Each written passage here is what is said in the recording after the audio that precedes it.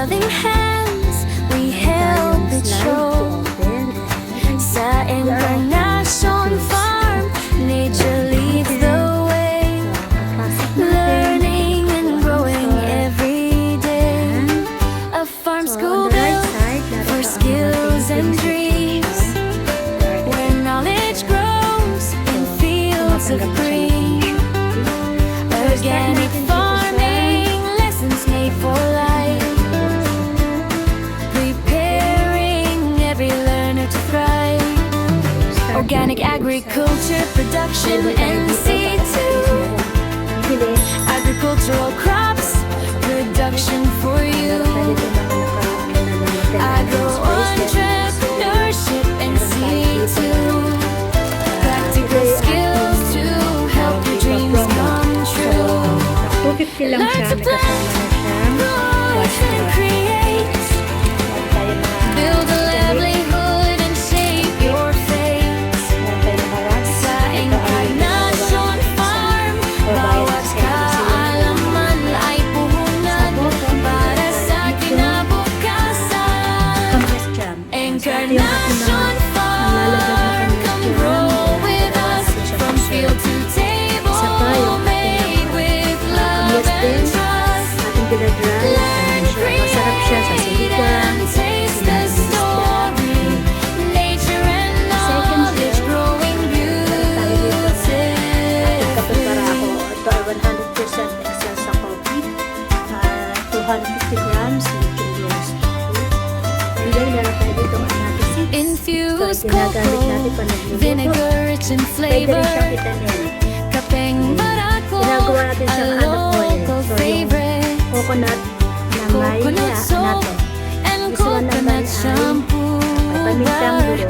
Natural products made Pamintang with dulo. care from the farm. galing din sa ating mga Dried camellias, Sarap ready yan, to scientific salt. enjoy. Ayan, ito rin yung Anato in coconut niluto oil kasi, brings so color medyo and mababa joy. ang kanyang Preserves sodium. and many more to discover. Farm-made goodness to share with one another. So, naragdag sa More third than a shelf, farm, it is a place to learn, infused coconut where vinegar, skills and 6 flavors. opportunities Okay, can meron grow tayong in turn. meron tayong Para sa glutamate, gusto lahat sila ay magkaroon ng kaalaman, nagkakatalor lang at sa kung ano tuwing yung herb na kabuhayan ibigay ang natin. natutunan. From organic crops curry, to products we create, merong sage, we value quality in everything we mint, make. merong green tea. Experience The last ay oregano, Italian oregano. So, infused cocoa vinegar. We grow the At sa future. Encarnacion Farm, intermediate. come grow with And then us this one from is field to macadamia. table, made with love and trust. And then, dito rin tayo Learn, sa create, and taste the story. Nature and knowledge growing beautifully. Encarnacion Farm, tayo dito po sa grow with us from field to Yan, table, gagawin made with dali love dyan. and At trust. ito yung ating pinag-variety sa Instagram. Kung makikita nyo, ay meron siyang rectangle. Yan, ang variety, iba-iba kasi ang ano ito, ang variety. Meron itong, pero ito lahat ay coconut oil ang pinang-base niya. So, may makikita kayo dyan na merong husk ng coconut. Yan. Husk yun ng coconut para pang-scrub. Yan, different, ano yan, varieties. Yan, coco soap, coco soap pa rin. Ayan. This one naman ay yung ating shampoo bar. Shampoo bar. Ayan. So, ito ay made of coconut oil din. Meron siyang aloe vera, meron siyang honey, meron siyang castor oil, meron siyang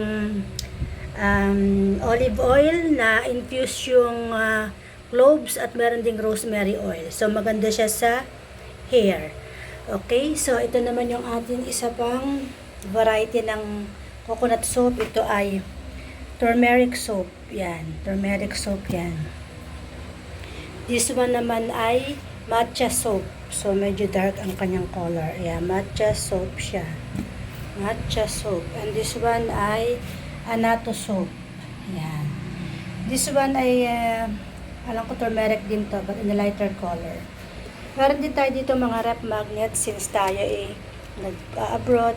So, may mga natitira pa tayo mga rep magnet from Thailand. Ayan.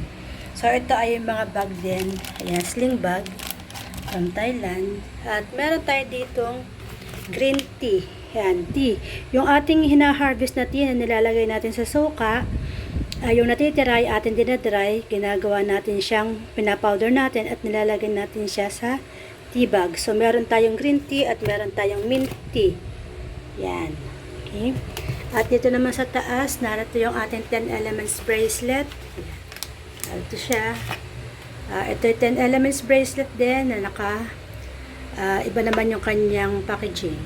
And this one, yung ating Anacoil or Anato in coconut oil. So, ito ay coconut oil. In-infuse natin yung buto ng Anato. So, Anato ay mayroong antibacterial properties. Tapos, yung coconut oil, meron naman siyang lauric acid. So, it is used for cooking, usually. Pero, pwede rin siyang, kung gagawa ka ng kare-kare, ayan, java rice. Tapos, kung meron kang sugat or something, pwede mo siyang ipahid kasi may antibacterial property ang Anato. So, this one naman yung ating neem oil. So, ito ay hindi na natin siya ginamit na coconut oil, pero pwede rin. Pero palm oil lang ginamit natin dito. So, ito ay ginagamit natin for the plants, insect repellent o pang spray kung may mga insects. Yan. And this one, yung ating aromatherapy candles. Ayan, may mga scent yan. This one, yung ating citronella insect repellent ito. Okay, this one naman yung ating gel candle. Ayan, gel candle naman siya. At kung makikita nyo rito, ito yung mga products ng ating mga estudyante. So, meron silang coco candles. Ayan, coco candles. Gawa nila yan, coco candles. Ayan. Tapos, ito yung mga multipurpose pump. Made pa rin from coconut. Gawa pa rin ng ating mga students. And sa upper shelf, yung ating parang ibang stocks ng ating kapeng barako or kapeng excelsa. May mga for sale din tayo dito na mga lalagyan ng mga suka, lalagyan ng condiments. So, natira ko yan, pwede na rin natin ibenta. So, yan ang kabuuan ng ating store. Maliit lang siya, pero sana sa susunod ay marami pa tayo mailagay na stocks. Thank you!